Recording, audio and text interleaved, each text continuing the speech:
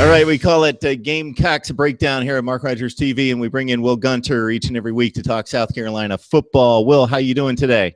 Doing good. About to ship off for SEC Media Day on Sunday, so be glad next week when out there in Birmingham, getting to enjoy all the festivities and actually talk a little football. It might not be relevant at the time, but better than just speculating, getting to hear some coaches and players and see what they have to say.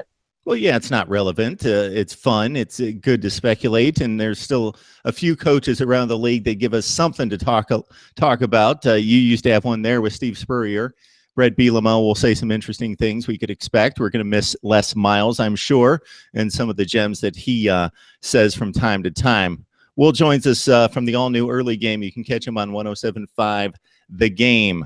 All right, Will, we're going to break down the front seven in the SEC that has to play well for the South Carolina team to take another step up.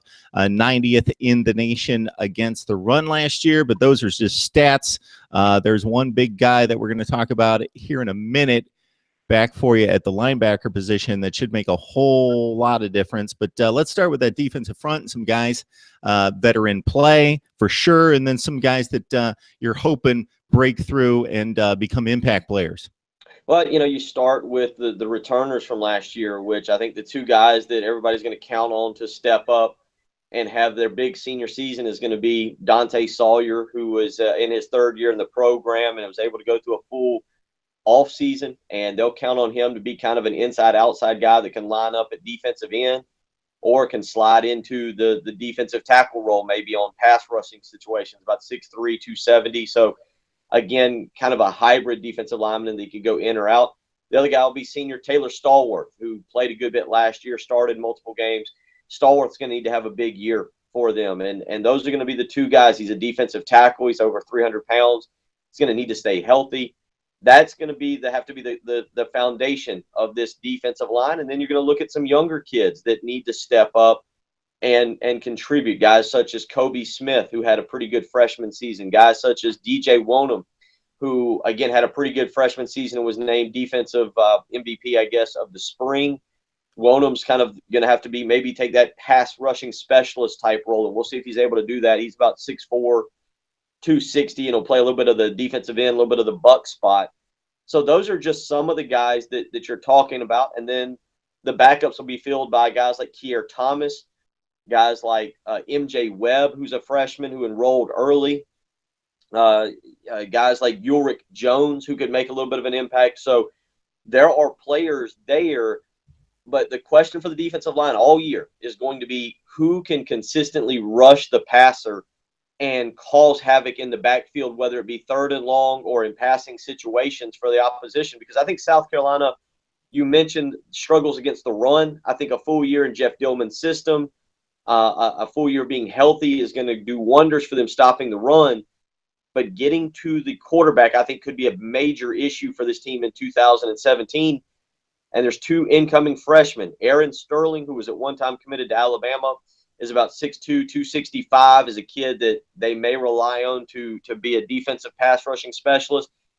And Brad Johnson from right here in Pendleton, South Carolina, a freshman, chose South Carolina over Virginia Tech, and he's about 6'4", 250 pounds. And I think that's a guy that they're going to look at that probably is not going to be an every down player, but maybe can come in on pass rushing situations and get to the quarterback. So a lot of names there, not a lot of great production, but guys that I think could be a quality defensive line. I wouldn't put them in the top 6 of the SEC. I think if there's a weakness on this team in 2017, it is the defensive line, and it's an area that could cost them some football games. They're going to have to maybe outplay their potential in 2017 for that defense to really have a good year. Okay, that's the next place I was headed. Try to get a feel for the talent versus the competition, because you take this defensive front, you go to another conference, you definitely go to the Big 12, and it's going to stack up much better. But the measuring stick very high. We know that Derek Barnett's gone from Tennessee. They lose some talent there We know that Georgia is going to be stacked along the defensive front. Florida's always good, although they may not be quite as good as they've been in the past along the defensive front. Kentucky, much improved along the front seven on defense. So the measuring, the standard extremely high if you want to make hay in the SEC in that position. Always talented. As soon as you go through the numbers there, the first thing that comes to mind is health. And health is important for everyone because everybody wants their frontline guys on the field. But when you got that kind of gap to the second and third levels on any unit on the field where you need numbers of players, you're not talking about maybe one running back that can do the job for any particular period of time, at least. Linebacker, you need especially depending on the scheme, you need guys out there, and having those two top guys in particular healthy for 13 games, assuming you get to bowl play, is going to be huge. So SEC Football Media Days coming up next week. Will, I don't know if you've checked out. I would assume so. Who's showing up for the Gamecocks, and who would that be? It's going to be an offensive trio.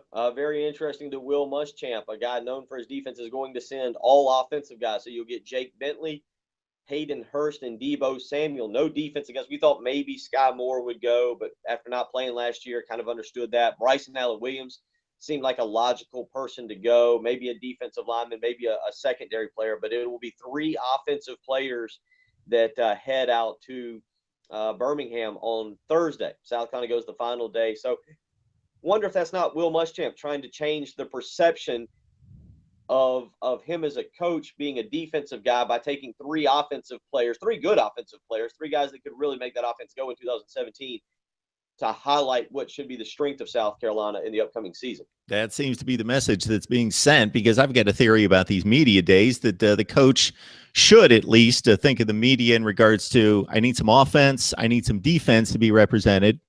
Also, they tend to take offensive linemen. This isn't proving out in this situation, but I think the coaches like to take offensive linemen to give them some recognition, say, hey, this is one of the leaders of our team. They're smart. They typically know what's going on in the program and with the offense, and to kind of showcase those guys that don't get a whole lot of pub the rest of the time and get them front and center. That's usually a ploy and a good one for the coaches. But then the offensive-defensive balance usually has to be there to rep both sides of the football, but that's not going to be the case. So, yeah, Will Muschamp making a statement there.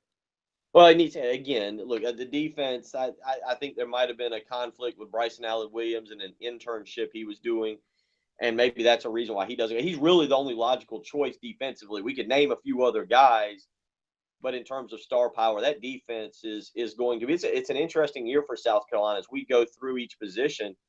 South Carolina and Will Muschamp are going to have to win on offense early on.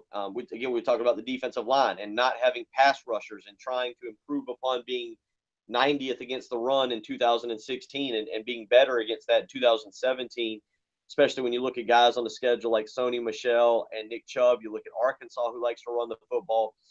You're going to see some teams. We know Tennessee will probably try and run the football given what they've got coming back. So that defensive line, while there are quality players there, they're going to have to play a lot better in 2017, and there's not really a name person to take with you. Similar on the offensive line. Some quality players, but I don't know if there's a name person you take with you. So it made the most sense, and why not try and change the perception of Will Muschamp? Take 3 offensive guys and show that, hey, maybe this is the year the offense finally clicks for Muschamp. All right, SEC Football Media Days gives us something new and fresh to talk about as the coaches and the players descend on Hoover, Alabama. Will Gunter will be right there. I'll be there by a little bit of extension and watching just about everything I possibly can get my hands on in regards to interviews and so forth, and talking to guys like Will. So Will and I get together just about every week to talk Gamecocks football. We call it Gamecocks Breakdown here at MarkRogersTV and SEC Breakdown. Will, it's always a pleasure. I always learn something. You get myself a little bit better set for the South Carolina football season. I appreciate it. Looking forward to SEC Media. We are, I think, 9 weeks maybe from this weekend. So the countdown is on. Not far away from the actual season and being able to watch games and talk about it and talk about the game the next day.